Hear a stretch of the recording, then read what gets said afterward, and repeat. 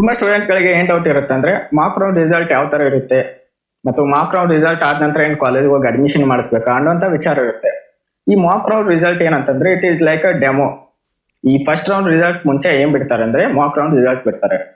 ಇವಾಗ ಏನ್ ಫೈನಲೈಸ್ ಮಾಡಿ ಹಾಕ್ತೀರಾ ನೀವು ಆಪ್ಷನ್ ಎಂಟ್ರಿ ಎಲ್ಲ, ಫಸ್ಟ್ ಸೆಕೆಂಡ್ ಥರ್ಡ್ ಎಲ್ಲ ಪ್ರಯಾರಿಟಿ ಕೊಟ್ಕೊಂತ ಹೋಗ್ತೀರಾ. ಇದಾದ ನಂತರ ನೀವು ಮೇ ಬಿ ಲಾಸ್ಟ್ ಡೇಟು 30 ವರೆಗೆ ಇದೆ.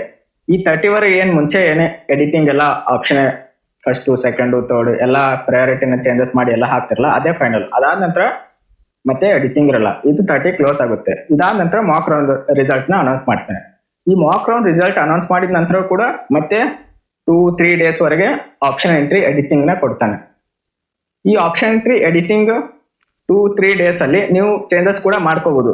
ಇಲ್ಲೇನು ಫಸ್ಟ್ ಇವಾಗ 30 ವರೆಗೆ ಏನೇನು ಚೇಂಜಸ್ ಮಾಡ್ತಿರಲ್ಲ ಅದನ್ನ ಮತ್ತೆ ಯಾರ ನಿಮ್ ಫ್ರೆಂಡ್ಸ್ ಓಕೆ ಈ ಕಾಲೇಜ್ ಚೆನ್ನಾಗಿರಲಿಲ್ಲ, ಈ ಕಾಲೇಜ್ ಹಾಕ್ಬೇಕಿತ್ತು ಅನ್ನೋಂಥ ವಿಚಾರ ನಿಮ್ಮಲ್ಲಿ ಕೂಡ ಬಂತಂದ್ರೆ ಅವಾಗ ಚೇಂಜಸ್ ಕೂಡ ಮಾಡ್ಕೋಬಹುದು ನೀವು.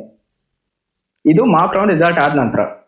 ಇದೇ ಫೈನಲ್ ಅಲ್ಲ, ಅವಾಗ ಚಾಯ್ಸ್ ಕೂಡ ಕೊಡಲ್ಲ. ಮಾರ್ಕ್ ರೌಂಡ್ ರಿಸಲ್ಟ್ ಆದ ನಂತರ ಅಲ್ಲಿ ಮತ್ತೆ ಇನ್ ಕೇಸ್ ನಿಮಗೆ ಕಾಲೇಜ್ ಸಿಗ್ಲಿಲ್ಲ ಅಂದ್ರೆ ನೀವು ಬೇರೆ ಕಾಲೇಜ್ ಕೂಡ ಆಡ್ ಮಾಡ್ಕೊಳ್ಳಕ್ಕೆ ಅವಕಾಶ ಇರುತ್ತೆ ಅವಾಗ. ಇದು ಮಾರ್ಕ್ ರೌಂಡ್ ರಿಸಲ್ಟ್ ಆದ ನಂತರ. ಇದು 2-3 ಡೇಸ್ ಅಲ್ಲಿ ಅಷ್ಟೇ ಎಡಿಟಿಂಗ್ ಮಾಡ್ಕೋಬಹುದು ಮಾರ್ಕ್ ರೌಂಡ್ ರಿಸಲ್ಟ್ ಆದ ನಂತರ. ಅದ್ರ ಮೇಲ್ಗಡೆ ಮಾಡ್ಕೊಳಕ್ ಅವಕಾಶ ಇಲ್ಲ. ಅದೇ ಫೈನಲ್. ಅದ್ರ ಮುಂದೆ ಎಡಿಟಿಂಗ್ ಆಪ್ಷನ್ ಕೊಡಲ್ಲ. ಕೊಡ್ತಾನೆ ಬಟ್ ನೀಟ್ ಏನ್ ಸೀಟ್ ಮ್ಯಾಟ್ರಿಕ್ಸ್ ಎಲ್ಲ ಬಿಡ್ತಾರಲ್ಲ ಅವಾಗಷ್ಟೇ neat MBBS, BHMS, BMS, BDS ಎಲ್ಲ ಕಾಲೇಜ್ನೇ ಆಡ್ ಮಾಡ್ಕೊಳಕ್ಕೆ ಕೊಡ್ತಾನೆ ಅಷ್ಟೇ. ಬೇರೆ ಕಾಲೇಜ್ನ ಆಡ್ ಮಾಡ್ಕೊಳಕ್ಕೆ ಕೊಡಲ್ಲ. ಇದು ಮಾರ್ಕ್ ರಿಸಲ್ಟ್ ಆದ ನಂತರ ಪ್ರೊಸೀಜರ್. ಅದಾದ ನಂತರ first round as usual, second round, third round ಅಲ್ಲಿವರೆಗೆ ನಿಮ್ದೇನ ಇವಾಗ ಆಪ್ಷನ್ ಎಂಟ್ರಿ ಮಾಡಿರ್ತಲ್ಲ ಮಾರ್ಕ್ ರೌಂಡ್ ರಿಸಲ್ಟ್ ಆದ ನಂತರ ಅದೇ ನಿಮ್ದು ಫೈನಲ್. ಓಕೆನಾ? ಇನ್ನೇ ಡೌಟ್ ಇದ್ರೆ ಕಮೆಂಟ್ ಬಾಕ್ಸ್ ಹಾಕಿ, ಮತ್ತೆ ನಿಮ್ಮ ಫ್ರೆಂಡ್ಸ್ಗೂ ಕೂಡ ಶೇರ್ ಮಾಡೋದನ್ನ ಮರಿಬೇಡಿ, ಮತ್ತೆ ಸಬ್ಸ್ಕ್ರೈಬ್ ಕೂಡ ಮಾಡಿ. ಓಕೆನಾ?